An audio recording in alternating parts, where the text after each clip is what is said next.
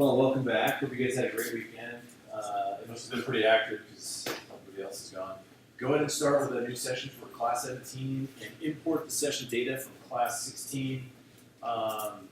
James Michael, I think you'll have to just go back and pull from import session data from the kick snare AC file, and just bring in the drums.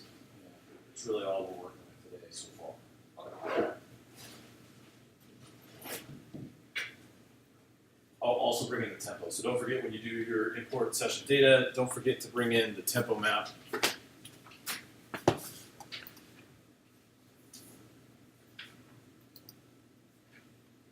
So you'll choose class 16,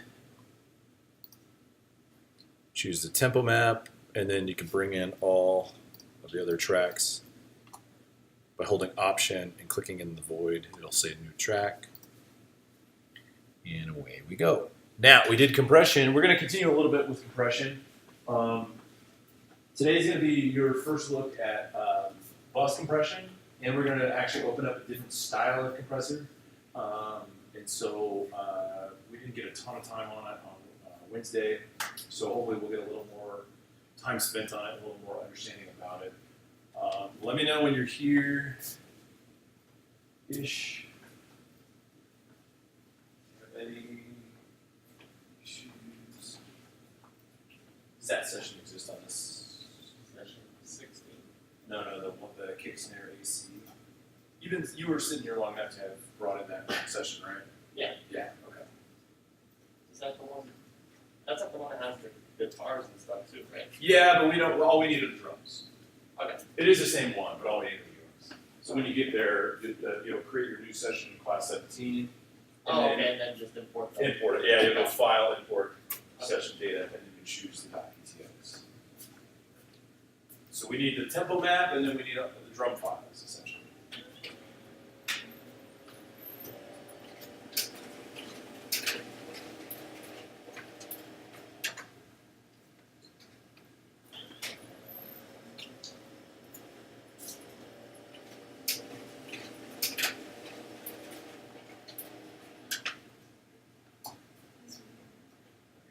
All's good. Did your plugins come in? Yeah. You still have plugins on here? Yeah. Okay. Cool. Good. All right. Sure. Yeah. Something we worked on last time. No. I think you might have been the only one missing on Wednesday. I think we had 2 students missing, or three, including you on Monday. So maybe Monday is becoming less fun. I don't know. Okay, so what I want you to do is in your notes, we're going to do some step-by-step, and then we'll go through the drills. I'll have you guys set these up, drill these, and then we'll talk a little bit more about some other styles. So first thing we're going to do today is we're going to talk about creating buses, mixed buses. You're only going to need to make one mixed bus technically for the setup that we have. We're going to talk about creating mixed buses, which can be used for a lot of different things, but in today's example, it's for what we call bus compression. So in your notes, you can put as your heading, mixed bus.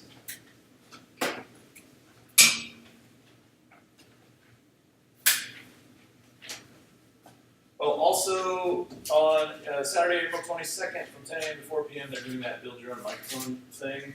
Registration is $189, but you do actually get to build your own microphone from some kind of scratch. They give you the components and you get to keep it.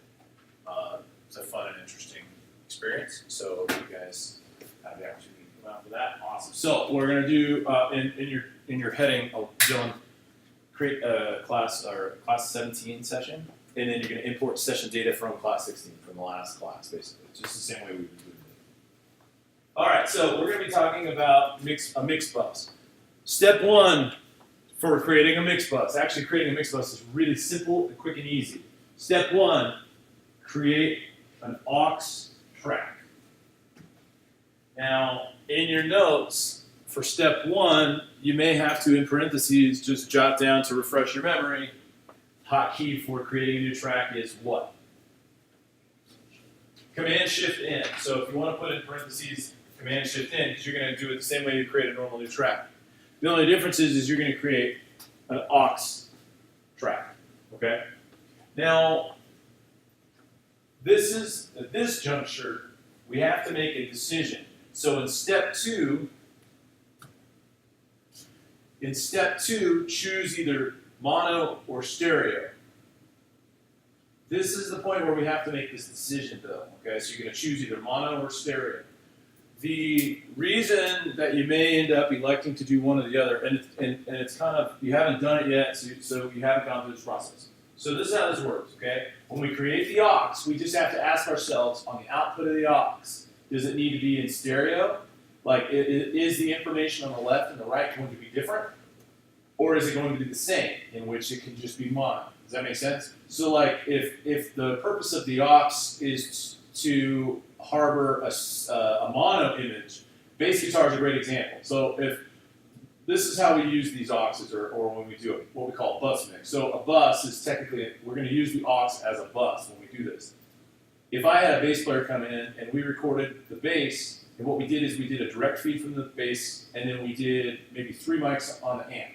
Or maybe even did 2 amps side by side, put 2 mics on one amp, 1 mic on another, but all of it is the same performance. See what I'm saying? So like, he's just playing one time, but we're going to get 4 tracks coming into the system. Well, bass guitar is always represented as mono in a mix, and you only know that from experience, so this is the first time you're probably hearing this, but bass guitar is always represented as mono in a mix. I mean, unless you're doing some sort of small combo thing, and it's an upright bass, and the bass is supposed to have more of a stereo presence, but in standard music, bass is mono. So what do we do with those 4 tracks? We want to process them together as one.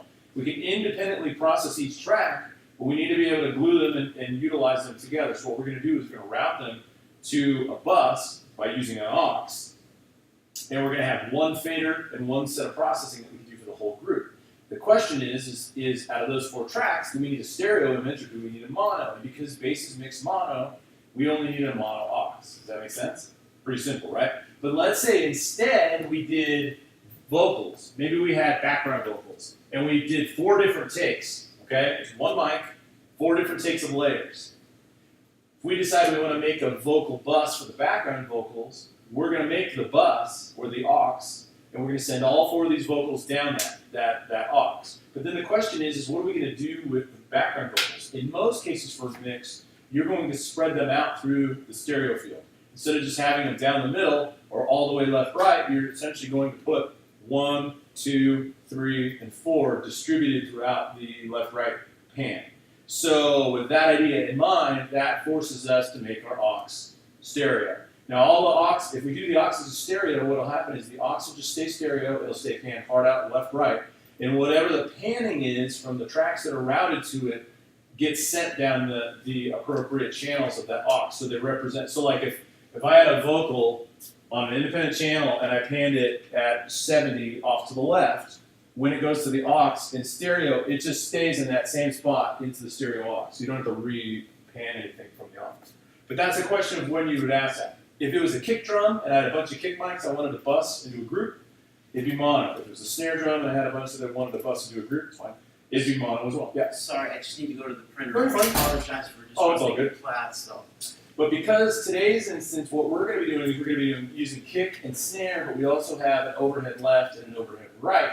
The requirement for the aux is that it's in stereo. Does that make sense? So the bus that we're going to use is going to be in stereo. It's going to be imaged in stereo. So we actually, when we generate it, we have to generate a stereo aux. So in step 2, you have to make the decision mono or stereo. Pretty simple, right? You just have to know anything. And sometimes if you don't know, easy thing is just put it in stereo if you don't know, because worst case you just leave the faders down the middle. It's not going to hurt anything. The only issue is it changes how you route the input of the aux and the output of the tracks. So here's what happens in a normal chain. In a normal chain, the tracks come down and they go out on the output of the tracks. They go straight to the output, the master output. When we go in and set up a bus mix, what we're going to do is we're going to interrupt that path, and we're going to send the tracks out of the output of the tracks to this aux input, and from the aux input to the stereo output. So to the main mix, essentially. So essentially we're putting a fader process in the middle. So step 3 is you need to route the output of the desired tracks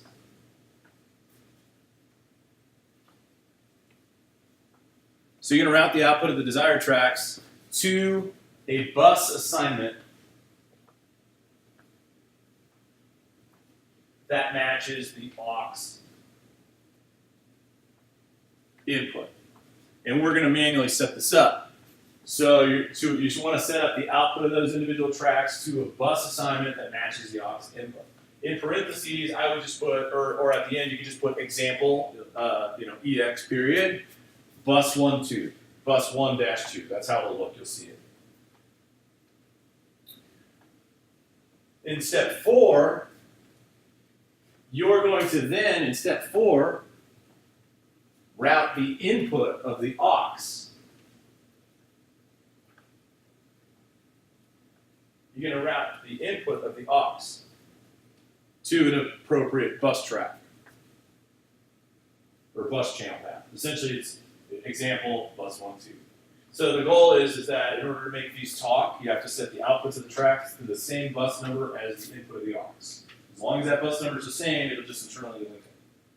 Routing. So it'll route through that aux channel and it'll go back out to the master. Now technically, you could loop. This is how it gets done when you're really working on a big project. A lot of times, like if I had, let's say I had 4 kick mics, okay? A little overdone, but let's say I had 4 kick mics. And then I had 2 or 3 snare mics, right? What I'm going to do is I'm going to do a bus for the kick. I'm going to do a bus for the snare. But then I still want a bus for the whole kit. So what I'm going to do is I'm going to take the bus from the kick and the bus from the snare, and I'm going to route those both one more time to a drum bus. So for a kick, I might use bus 1, 2. For snare, I might use bus 3, 4. Or actually, they could be mono. I could use for kick bus 1, for snare bus 2. And then, because I need a stereo for the overall kit, send the outputs of their bus mixes to another aux and make that bus 3, 4, and that is the group that goes to the stereo master. So that essentially I'm able to process these in these groups. I'll just say this from a mix perspective. When it comes down to mixing and working with the audio, it's a lot faster and easier to mix from a broader perspective further out than it is to go and do itemized detail for every little thing. So a lot of times when you're jamming through certain things, it's an easier approach to start by working on a mix bus than it is to go independently. And most times it actually even sounds better because a lot of times identifying too much individualism between the tracks makes them a little too separated, and then they get so far away from each other that they don't sound naturally in the same environment. So a lot of times you're going to approach it in that way. So like, great example again, go back to vocals. Like when you're stacking vocal tracks, a lot of times what I like to do is if I have like certain harmonies that are going to stay with the song, those guys are going to get in the bus. Even the lead vocal will have a bus because remember, if I mentioned this to you, those of you that were here either last class or the class before, that when the vocals are recorded, they're separated from each other. So, or maybe that was just a conversation we had. Maybe I didn't share that with the class because I know I talked to somebody about it. A lot of times with lead vocals, they don't get recorded all in one chunk.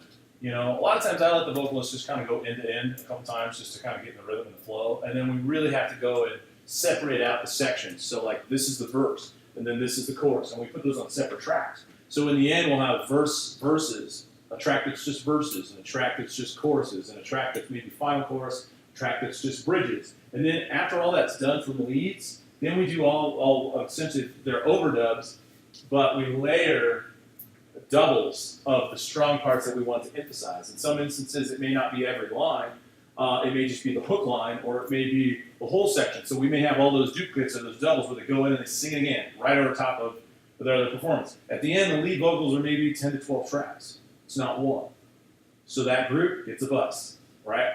Even the doubles could get a bus, and the mains could get a bus, and they all could get sent to another bus, and then that bus gets sent on to the mix. So in addition to that, anytime we stack additional vocals, we're grouping and busting those vocals as well. Okay, guys? So a lot of times what we see is the processes you're about to see, even though we're only going to do it once, in this instance, and we're going to send it to the drums, is a very consistently needed process in the overall big picture. And it happens every time you have a group of people that you want to mix as a group. So let's take, what's step 4? That was? We're on to step 5? Yeah. All right, in step 5, we just need to name the aux. In step 5, we need to name the aux. Now, what I like to do, what I prefer to do, you can do it however you want, but a lot of times when I have a master, I may just put, so you can put example. In this instance, it's just going to be drums with the capital letter M at the end. So drums, space, capital letter M. And that's just for master, so it's just drums master. You could write drums master, but you're not going to be able to read it in the Pro Tools scribble strips that they put down there, or the nameplates. It's too small. You can see them here when they're stacked vertically, but when they're horizontal in the mix window, this is where you're going to be looking at anyway. A lot of times you don't get to see the information down here because it's a little too tight. Let me get rid of some of this so we can see it.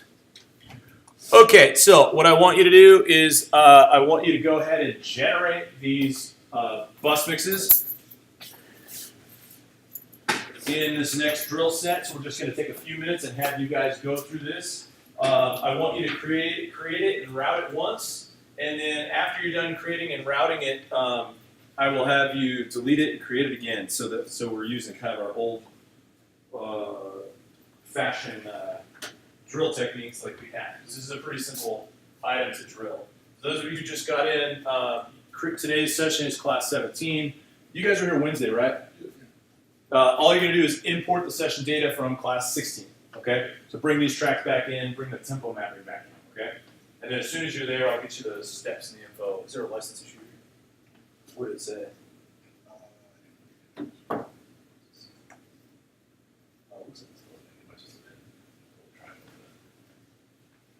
Oh, sorry, one additional thing. When you guys are looking for your routing, there's actually a separate tab there that says bus next to input output. So when you do the drop down, so like in your drop down right there, when you click it on the output, see that it says bus underneath? Yeah, those are the ones you're going to choose. Right? In this instance, for this drill, when you make your aux, you can make the aux input bus 1, 2, and you're going to send all the outputs of those individual channels to bus 1, 2.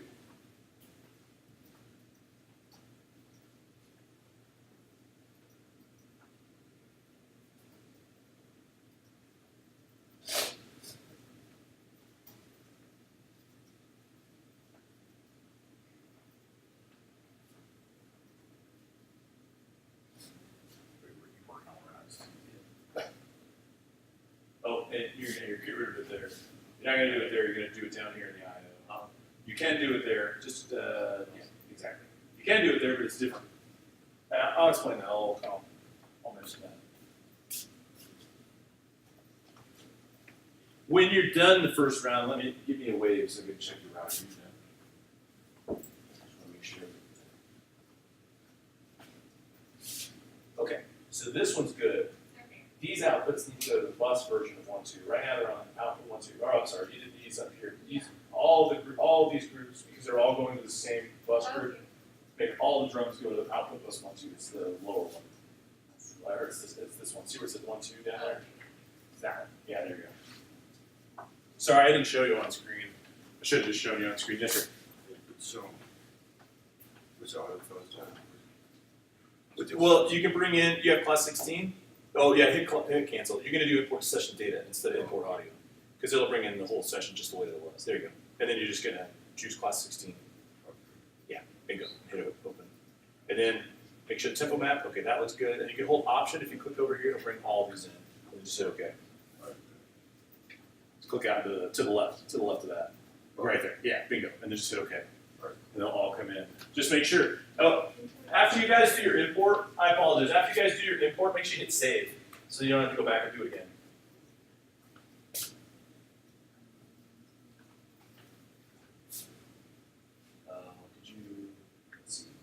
Did you navigate to that session? I think I imported the wrong drums. Oh yeah, it looks like those are individual samples. Go back to, where's your stuff? Where's your folder at?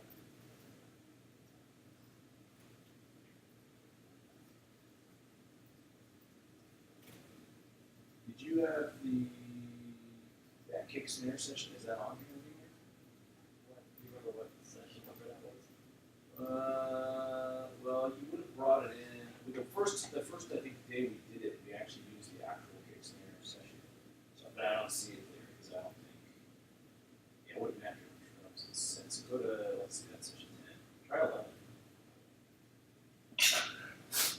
You'll know, hit open, you'll know when you get to see it. It just says cancel. Real quick, just go to the server in the Finder, go back to the Finder, go to the server, bring that session over. It's on the ATL. And go in there. It says case there. Yeah, actually it's right there, it's out in the service. Just hit Command C. Well, you can do it right there. Command C. Yeah, and then go to your data drive, and then just click on your name, wherever your name folder is. Oh, there it is. Yeah, here, go back, just move that folder over to your name. Like that's you, right? Yeah, just grab that, there you go. And at least that way it's in there, and if you want to move it over to your, yeah. That's not the session. Yep, that's the one you need. Yeah, so you can go back and default that import session data, find it. So you're good. Do it again. You can delete. You remember how to delete the track if you go up to the top.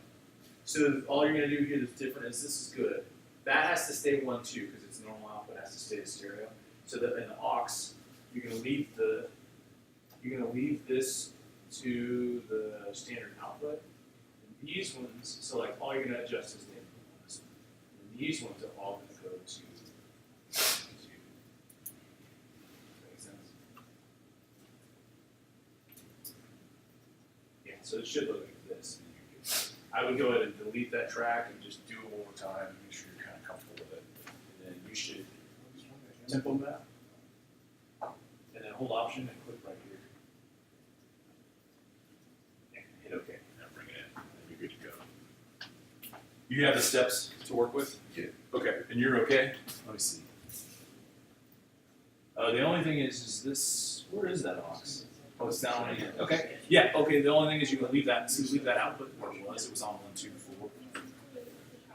So you could leave it on that 1, 2 like it was before.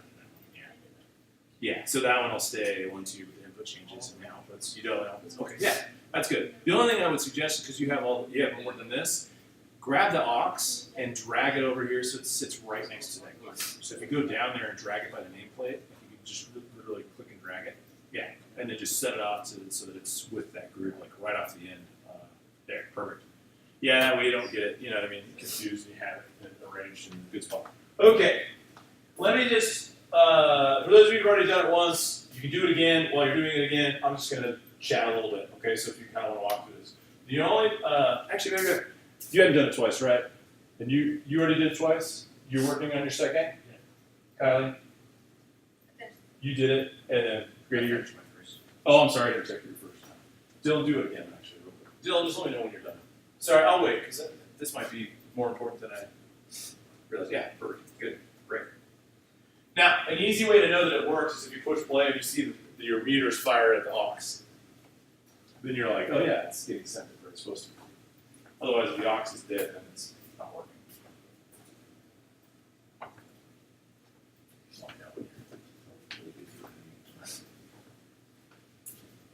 Yes, good. All right. Now, let me add one little shortcut, and then we'll move on to the next thing. All right, so you guys did Command-Shift-N. You went and created a stereo aux input. And then in that aux input, I prefer to always have it on the right-hand side at the end of that track of the track groups, as long as it's like near those groups. And of course, you guys did the input set to bus 1, 2, and then you routed the output. The additional thing you can do here is anytime you're routing a group of tracks, if you hold Shift and you grab you click the first one, you hold Shift and you click the last one in that group. And then you go and hold Shift plus Option. Anything you do in the routing, we did this when we did the, I think we did this when we did the instrument setup that one day. Anything you do in the routing, we'll do it for the highlighted group as long as you hold Shift and Option. So if I go hit bus 1, 2 on the first one here and I'm holding Shift and Option, it'll do it to the whole path. And we only had 4 tracks to do it in, so that's not a huge deal, but when there's like 10, 12, 20, obviously this makes it fast.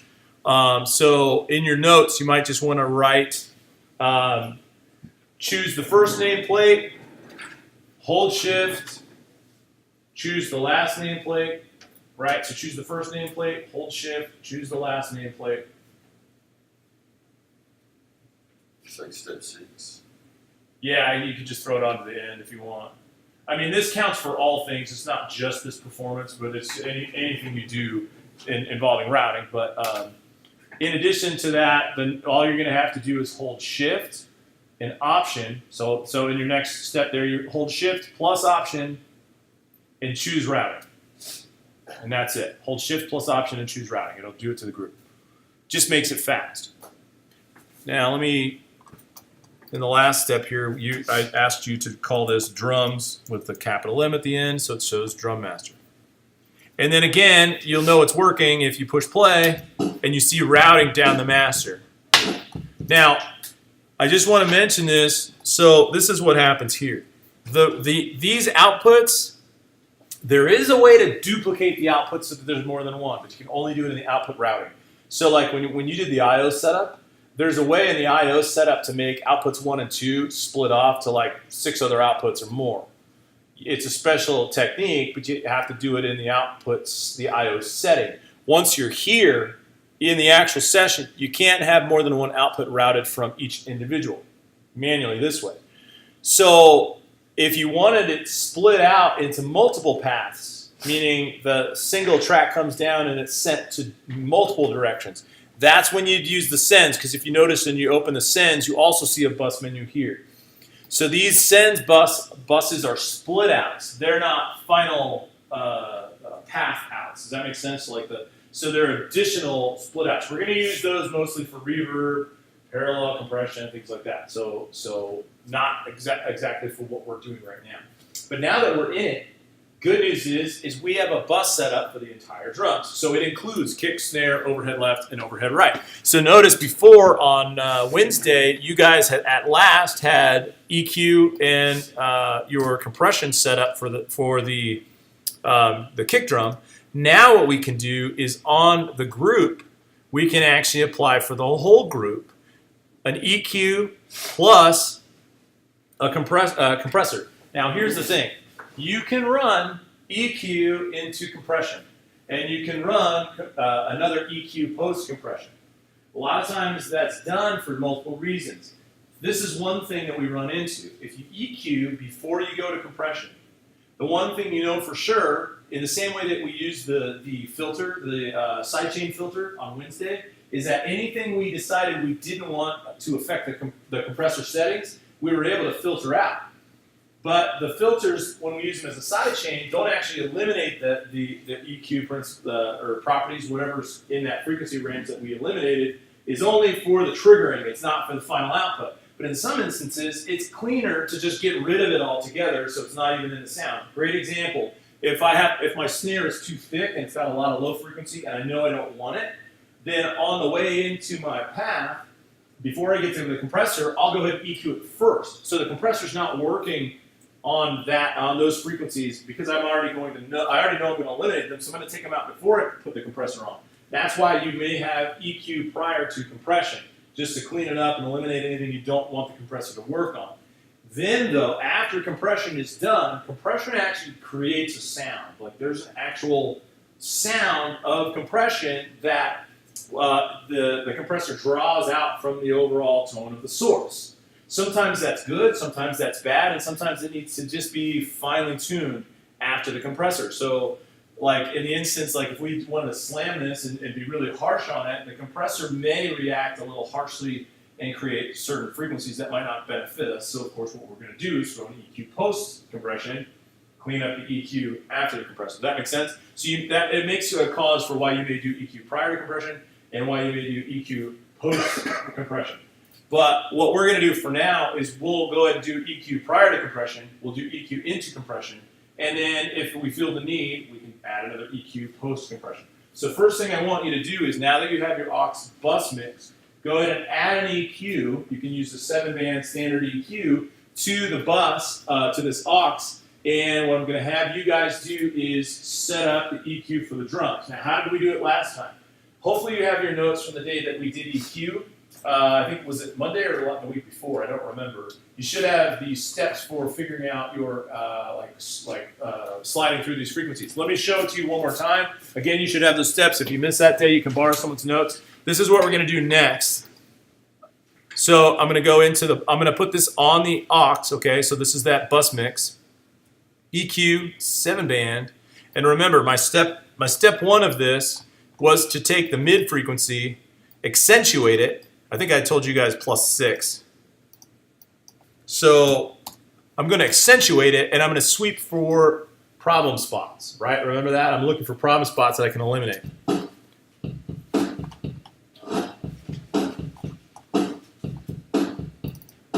Sorry, let me...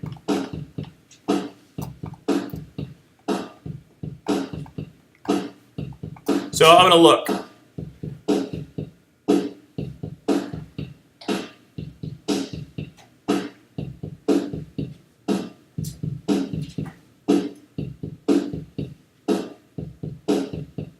Might be a little bit of issue here. So what I'm going to do is once I find it, I'm at 508. I'm going to drop it into a neighboring EQ, disengage this, slightly bring this down. All right, sounded good. Starting to clean that up a little bit. Now, remember what was the next step? After that, now I'm looking for what I want to boost, so I'm going to do it in the opposite fashion. So I'm going to take the mid band again, put it at a -6, and as I cycle through, I'll find out what I really need to highlight.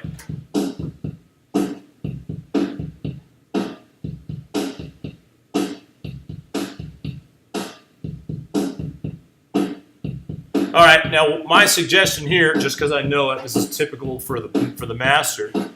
I see that from about this 6.2 range, I could use more high. I can do it in two ways. I can either put this here. Oh, whoops.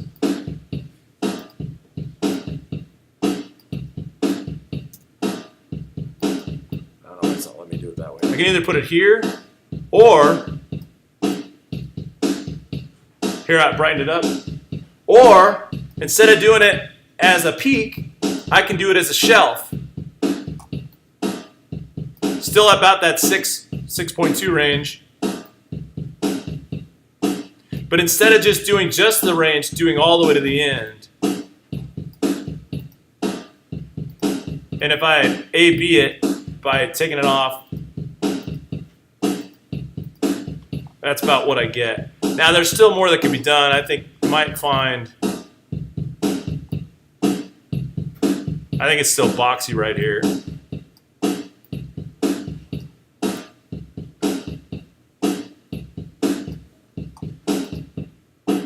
But let's see. I think it's just the kick. I might want to go push that.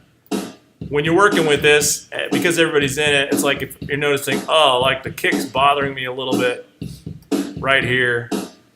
Got a little too much smack, then I really might want to go tailor that at the kick. But you know, for the most part, this is all I have really. I'm not going to do anything super drastic. Now you may notice the input and the output here are clipping. So what I'm going to have to do is, on the input side, I have two choices. I can either adjust it here, or I can adjust it here because this is what feeds that group. Okay? So what I'm going to do is I'm going to go turn my drum group on and watch this meter here and bring my faders down just a touch. Oh, although it's not. Hold on.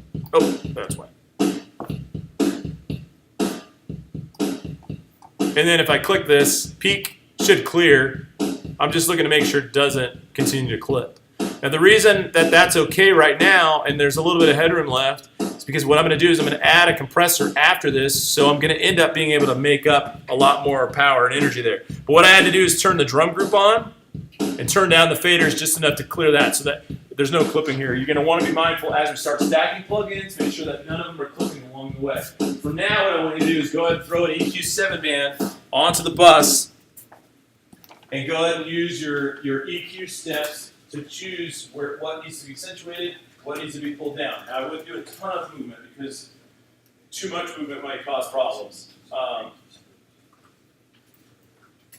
But just, again, we're making mild changes. Nothing beyond a positive or negative 6, please, when you make your final decisions, unless there's something really annoying.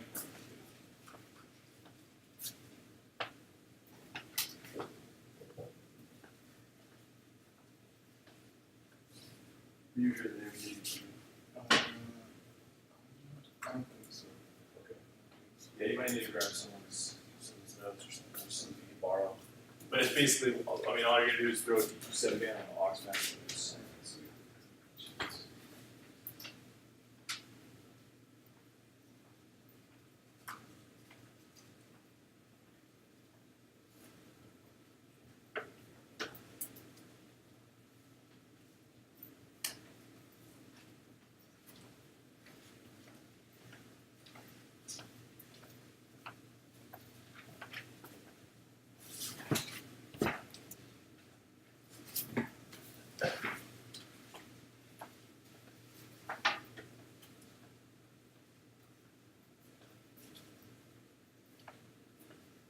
Yeah, so basically what you're gonna do is you're gonna do the opposite of what your goal is. So first thing you're gonna do is you're gonna try to, by process of elimination, you're gonna turn up the mid frequency here and sweep it through the spectrum to hear what you don't like. Like once you hear it sound kind of bad or annoying, that's the frequency you're gonna choose to turn down. Does that make sense? Yeah.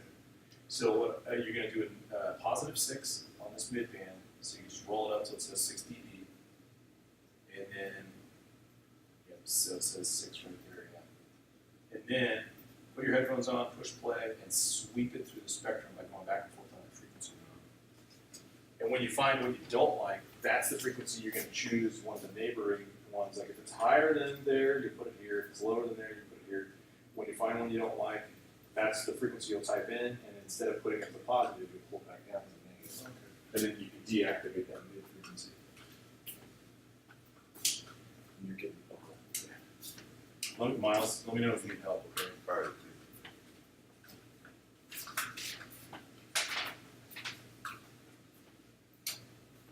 Oh, you're not on there yet.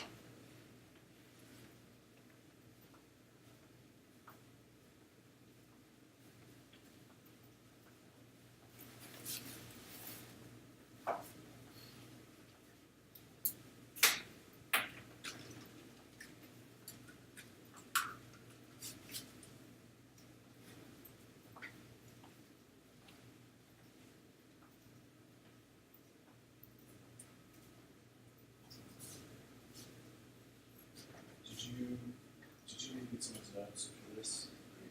Did you miss this? You did, right? Yeah. Okay. Yeah, okay, cool. Yeah, again, if you sweep the mid, like if you boost the mid to about a +6 and you sweep it and find what you don't like, then that's a frequency you're going to cut out. Is the +6 on this part? Yeah, right here. So Right. yeah, exactly. So you put the +6 on the gain, and then you just sweep the frequency. You can just type in 6. It shouldn't take it. Here, do it again. Here, I think if you just type in 6 without doing that. There you go. And then you can sweep the frequency. You can either manually grab it or you can move it by just sliding that back. The one that says frequency here. Push play and slide back and forth. Where it's problems naturally being cut. Okay. You're not hearing it? Oh, did your routing? Oh, it's because you're routing. The outputs of these need to be routed to bus. This needs to be bus 1, 2 at the top. So, the top, that needs to be bus 1, 2. Oh, you made a mono. Okay, that's part of the reason. Okay, hold on a second. Yeah, I need to be stereo. So you're gonna do Command Shift in, make a stereo aux. So when you make your aux,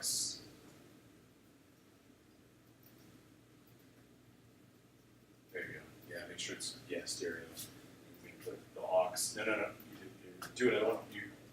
You got to change that other parameter. So it's got to go stereo, and then this one needs to say aux. Perfect. And then what you do? I would drag this up here so it's over by these guys. Yeah, top there. There you go. Double click this. Just call it drums. With a capital M at the end. Drums space capital M. You good, Dylan? Yeah. Okay. What do you think? Sounds good. Happy with it? Okay.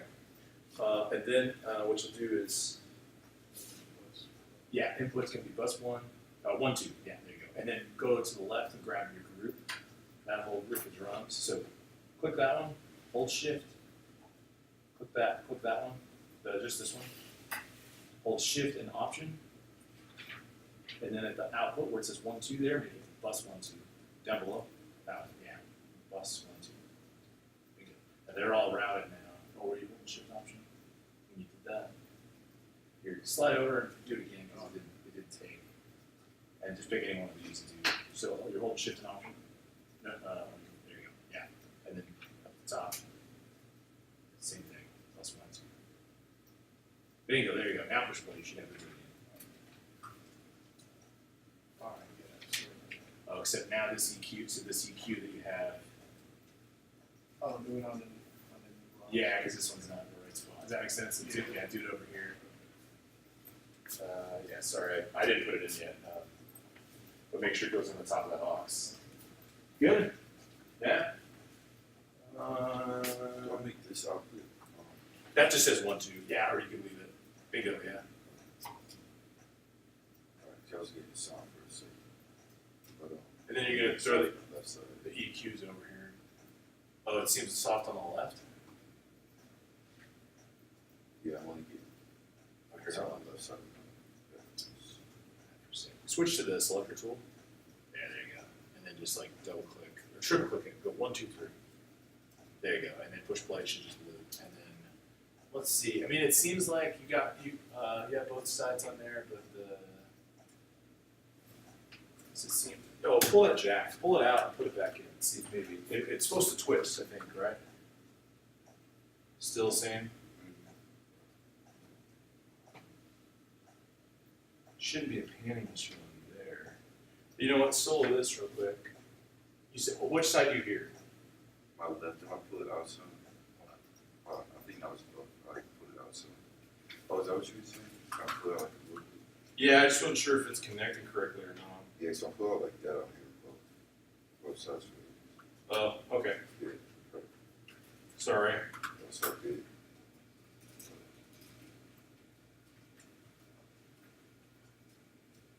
I mean, I can just try to grab you another pair. There's another set here. Oh, Why don't you just try to use this? just See if maybe it's a headphone issue.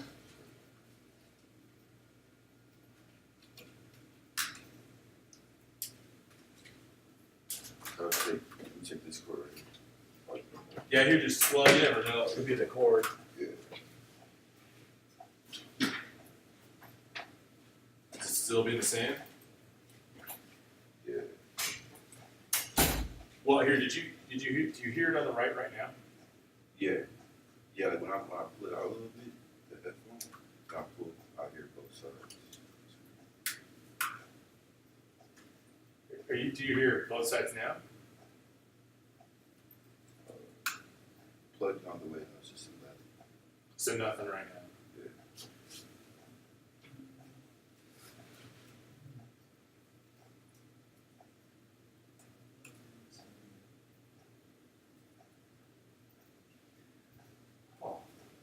Oh, that's why.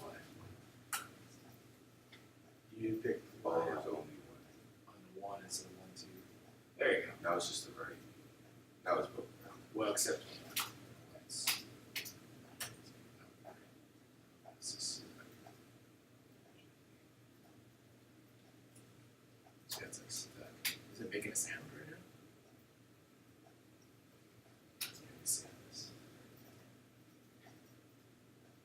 sure it's not playing. Let's see, I might have to, let me do this, because this is the other thing that we've done on these. For this, I'll fix this. Get them out of elastic audio.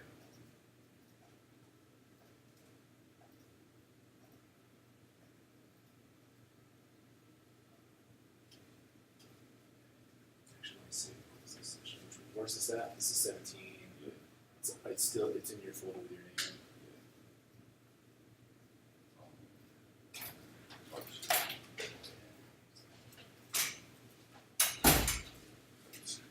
I'm not sure this. Mine's just like a rate.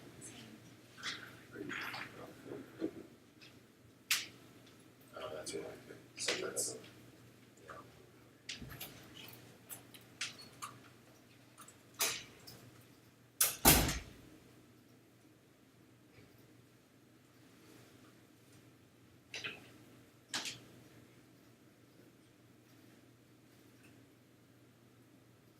Let's see.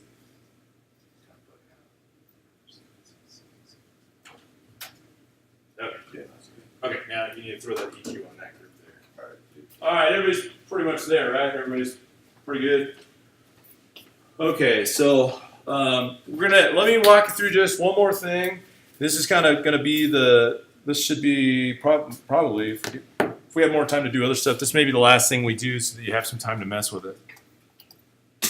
All right, so I want to show you can go ahead and add this after the EQ with me. Go to multi-channel plugin and go to dynamics and choose the BF76. All right, go ahead and do this with me in real time. That way you have it up and I can explain it to you. So we've done compression. We did a little bit of compressing with the kick drum. We didn't really cross over into limiting, so I'm going to show you a little bit above. But basically, there are two models of design. Actually, there's a third. There's really three models of design for compression and limiting. In the vintage models, you see one that's a two-knob model with not a lot of. It's a two-knob model with a ratio switch, and that's it. And all it was is a ratio between compression and limiting with no variable ratio at all. And those were the LA2As and the LA3As of the vintage era. Now, the one that you see in front of you is after the LA2A, LA3A. After that era, the next generation were the 1176 vintage compressors, and the addition that they added was they gave you both attack and release speeds, which were new, and they gave you variable ratio, which meant that you didn't have to choose between just a compression ratio or just a limiting ratio. You actually had stages in between, so you see there's a 4 to 1, see where it says ratio, those are 4 to 1, 8 to 1, 12 to 1, so that begins limiting, and 20 to 1.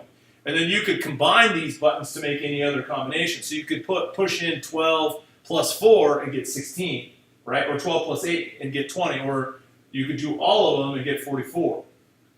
So it gave you more variables than we had before. They also did something different in this one than they did in the other one. In the first generation, when it was a two-knob, the two-knob was literally, they just gave you a volume and how much reduction you wanted. Remember gain reduction? We talked about that was how much was lost. They literally gave you a level that said how much you wanted to lose and how much you wanted on the output. And that was it. In this instance, what they do is they give you an input, an output, and you have the attack, release, which we know, and the ratio. But here's the kicker. What they didn't do in this instance is there's no actual official threshold. What they did instead is they allow you to drive the threshold by pushing the input. Okay? So in your notes, you might just want to make a quick note. 1176, and you can just put, title this 1176 compressor controls. Because this is this is an industry standard compressor you're going to see a lot. 1176 compressor controls.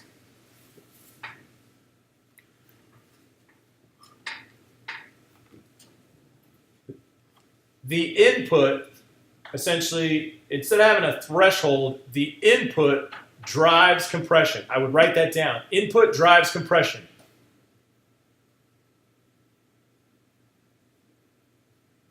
The more input that's increased, like the more input you apply, the more compression you'll get. So the where the input knob sits is very important. On the output's essentially your makeup gain, like you had before. So your output here, you can just put output equals makeup gain. And then below that, you can just put all attack, release, and ratio are the same. Okay, so your outputs, your makeup gain, the attack, release, and ratio are the same as what they were before. The other difference that we get here is, see where it says meter on the meter side? So in the meter, what you can write, I would write meter. You have three options. There's 4 buttons, but there's really 3 options you're going to use. One is GR. What does GR stand for? Gain reduction. So if I'm in GR mode, the only thing I see is how much is being lost. So in GR mode, notice it starts at 0. If I switch it to -18, it starts at essentially, 0 dB. This one's just 0 VU. Essentially, it goes all the way down. You see that? Then -18, -24. That's just a decibel rating when it's coming in. So it just matters on what type of equipment you're going to use. In most cases, you're going to use, I would put the common is -18. So you're going to be switching back and forth between -18 and GR. They give you an off mode just so that you see it. You don't need it, but the reason there was an off mode in the original circuitry is so that there weren't extra circuits on, like trying to eliminate or minimize which circuits were on when you were actually using this. So let me show you some stuff here. Now, obviously, attack and release are the same, but watch what happens. I'm going to go to GR and play this for you. Now, in GR mode, this anything that you see a movement here is gain reduction. It's going to go backwards instead of to the right. And each one of these ticks is called a volume unit. It's not exactly 1-for-1 decibels, okay? But these are volume units, so you use them as some sort of measurement. Right now we're at a -3-ish, right? So watch what happens. Notice if I turn it down far enough, I get no gain reduction. Right? So what do? If I want more gain reduction, I just drive it. Does that make sense? Push it harder. Now I'm only at 4-to-1, but I'm still getting a lot of gain reduction. Now this again is to taste, so you're looking for that sound. This is my overall bus compressor, so I want to make sure it's somewhat tasteful. Now in my output, I could always beef this up.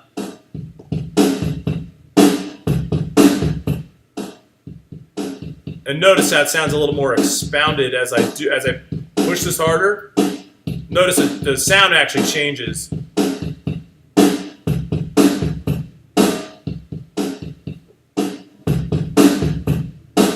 Not just louder, but it's more, essentially it's got more vibiness to it. Now, I'm going to drive it a little harder, and I'm going to show you attack release changes, okay?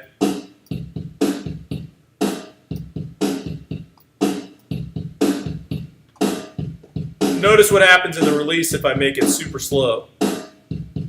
Where was I hitting before? Watch where I was. This is where it was.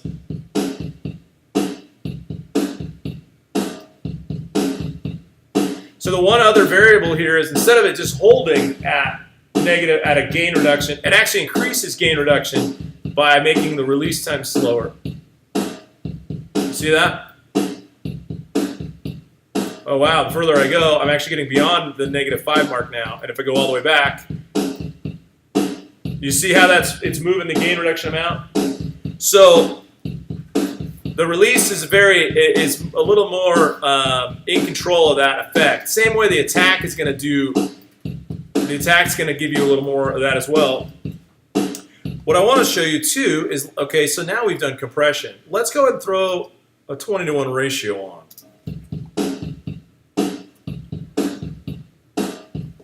And let's move release time.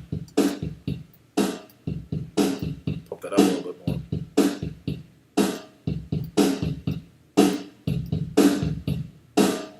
Now, I'll just say this. On the 1176, it's a typical characteristic of the 1176. If you have room mics, I have room mics in this, particularly to show more of the room if I have all the way slow release time. Notice as I come off of the all the way slow release time, you hear less of the room. And what I mean by room is it actually sounds more reverberant. There's no reverb on this, right? So it sounds more reverberant once I go all the way to 7. And as soon as I come off it, it gets dried up again.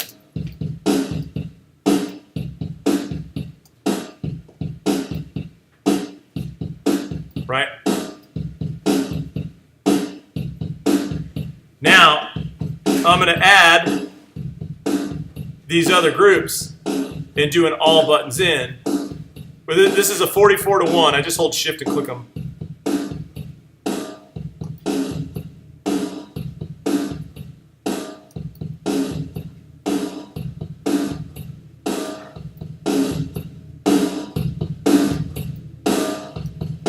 Now notice as soon as I come off of this, hear the difference?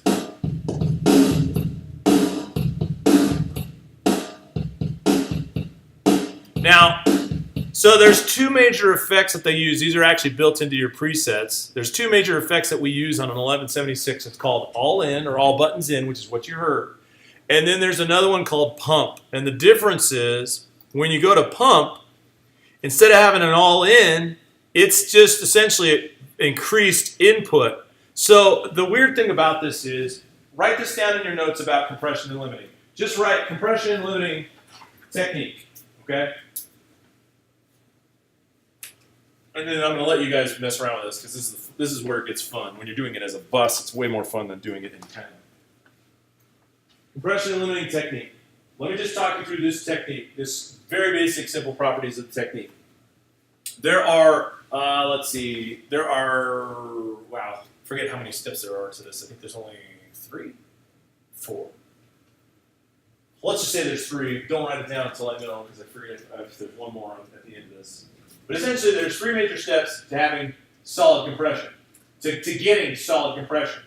1, you have to set a threshold. You guys remember doing that, right? So 1, you set a threshold. On the 1176, that means driving the input. Okay, so I would put 1, set a threshold. On the 1176, increase input. Okay? So 1, set a threshold. On the 1176, increase input. 2 is you have to set a ratio, right? So that's going to be the same for all devices. So 2, set a good ratio. 3, adjust attack and release speeds.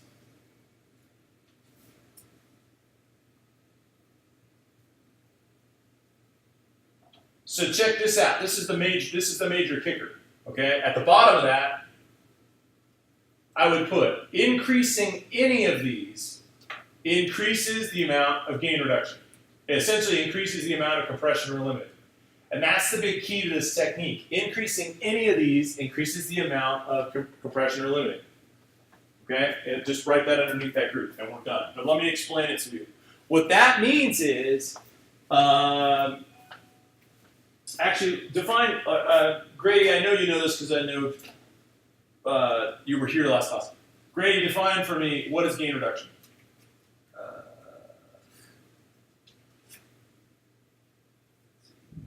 Just how much decibel or like decibel is lost or level. Okay, how much is lost? How much is taken away, right? Okay, so in the technique, there's 3 ways to lose it. Those 3 ways I just gave you, those 3 steps, there's 3 ways to get that gain reduction loss. One way is to increase your threshold or lower your threshold by increasing the input. The other one is to raise your ratio. And the third one is to adjust your attack and release speeds. So actually, any combination of increase on these 3 gets you more gain reduction. So what happens here is we went from the all-in. I'll show you the all-in. What I just had a second ago, it's literally the all-in. So we went from all-in. Watch gain reduction. Kind of around almost a -5 at max. Listen to the sound of what you hear too.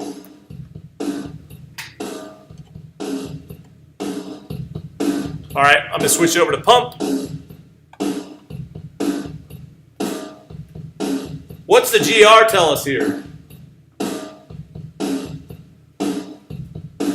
Anybody? Did you see the meters between the 2? Watch what the GR levels are doing. What's my max GR right now? -2. This way. To the left. It's -7. Yeah, about -7. What are they here? I'm sorry, I have to adjust this.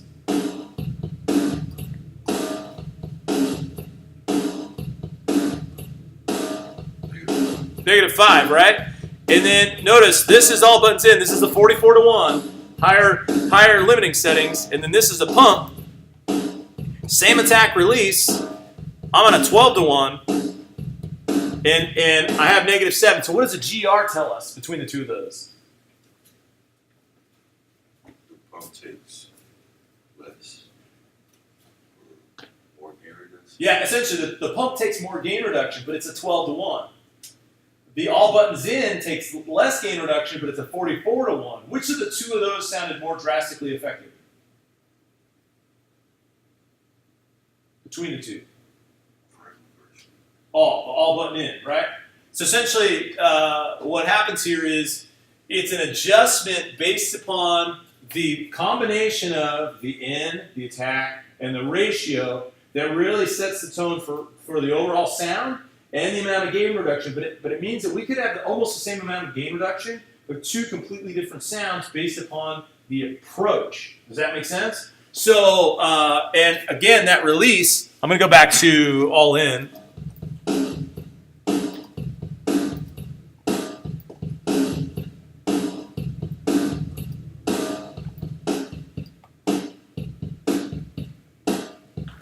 What do we hear mostly right now?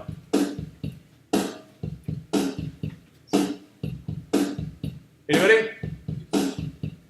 Yeah, the low end? Kick? Yeah, and it's a very dry snare. What do we hear mostly here? Snare, right? You see the difference? So essentially what we could do is, we want to even those out. We like that sound. Just kind of find the sweet spot between the two. Does that make sense? Now, there is something called parallel compression. And in parallel compression, which I'm going to let you guys, I'm going to give you time to do this. If I have time at the end, I'll show you parallel compression. It sounds really complicated. It's actually not. The difference between parallel compression is, instead of just doing this once on one aux, we could do this multiple times on multiple auxes and just mix the different sounds. So like we could do an all buttons in that sounds crazy affected-wise. We could do one that's super dry, one that has more emphasis on kick, one that has more emphasis on snare. And out of all those auxes, if we just blend the mix to make the overall sound, that's essentially what parallel compression is. It's a paralleling other compressors to make one overall sound. Does that make sense? Right now, what I want you to do is I want you to go ahead and go to your mix bus, go ahead and put on a BF76, and start working through it, kind of working through the sounds that you like. Now, I'll say this. Drum sounds are artistic, okay? So if you like drier drum sounds, you're going to want your release time to not be all the way up to 7. You're going to pull it back more faster medium. But the big thing is you're probably going to have to drive your input. And again, you can mess with those presets, but you're going to want to make adjustments to them. All right, so go ahead and start working with that BF76. Big thing is that we want powerful drums. So when you're done doing all this, go back to the output and turn it up. Make sure it's not clipping down in the aux, but make sure it's nice and hot. All right, turn it up. Although when you did yours, you ended up doing a mono bus. Can you create a stereo real quick? Yeah. Just do Command Shift N and then just make a stereo aux. Yeah, so just make it stereo and then do the aux again. And then what you can do is it wouldn't take much. What you can do here is I don't think you can do it again.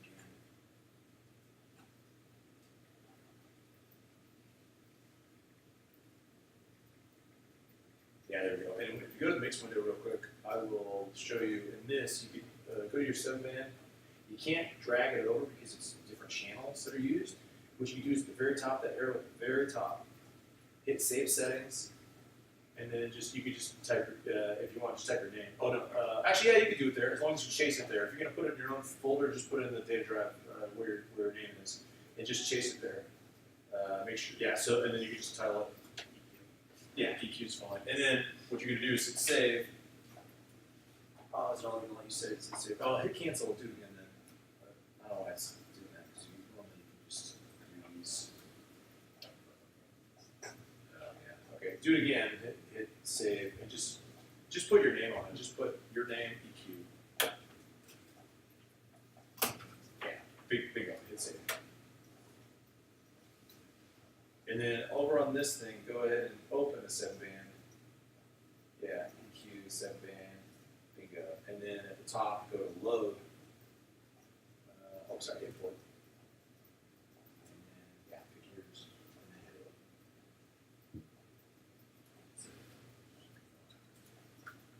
It says it couldn't do it. Yeah. Actually, hold on. Probably already here. Let me see. Oh, there it goes.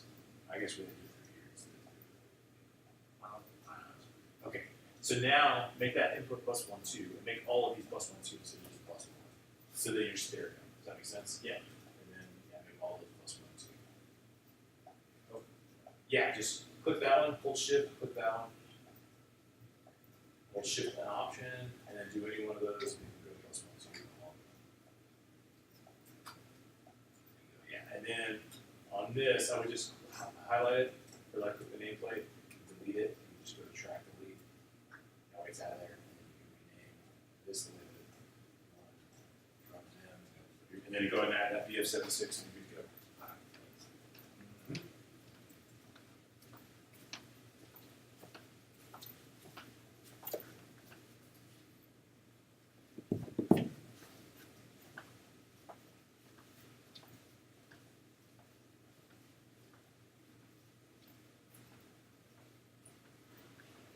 You okay? Yeah, that's a question. So exactly these ratios. Oh, you were here on compression day, weren't you? Or you were here Yeah. Wednesday? Yeah, I was here. I don't have my notes. I would know if my notes on different. Oh, okay. Yeah, that's fine. The ratios essentially are how much gain reduction we're going to lose, Okay. or like how much gain reduction we're going to apply. So the gain reduction will increase as you increase the ratio. So what the phrase that I used was for every blank, which is the ratio, 1 decibel is allowed to pass the threshold. Okay. So like if we make it high, for every 20 dBs, 1 is allowed to pass. It just means that the higher we go in the ratio, the less that we're allowing to pass the threshold, which means the more compression we're going to get, or limiting we're going to get. Does that make sense? Yeah. And then if it's above 10 to 1, it's a limiter. So 12 and 20 are limiters, and 8 4 are compressors. Okay. Okay. Yeah. Okay. Yeah, that's exactly what that is. So you can change settings there, or keep increasing. If you guys try to do an all-in manually, you just have to hold Shift and click the ratio button, and it'll do them all.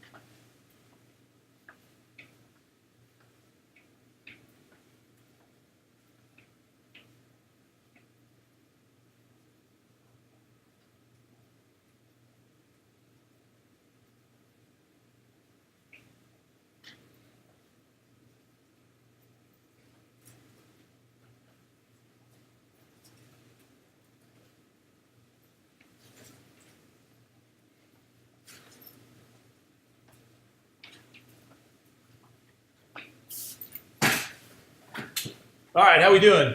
Dylan, good? Having fun? Anybody have questions? Going, oh man, I don't know what I'm doing. Not too bad. Okay, here's what we'll do on Wednesday. We'll go ahead and do parallel compression like first thing when we get in. What I want you to do now is I just want you to break out a sheet of paper. You can do it in your notes, all right? We're just going to do a quiz, but you're not going to turn it into me. You're just going to see how well you do by memory, okay? So let's just we'll do a real quick quiz. You can just write down, quiz for compression. This won't be difficult, okay? We'll just do a quick 5 questions and then we'll be out of here. We'll jam.